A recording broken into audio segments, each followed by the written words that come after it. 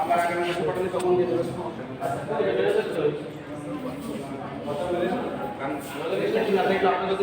আপনি ওই আপনি ওই দোকানে হতে পারেন 3 থেকে 4 দিন সময় দেবেন টাকা আপনার 16 টাকা দেবেন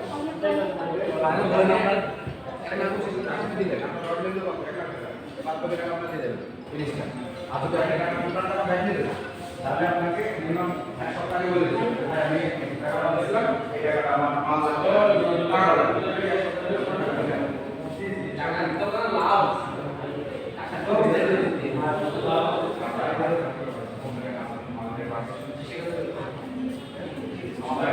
অপশন দিয়ে গেলাম না আপনাকে যে অপশন দিলাম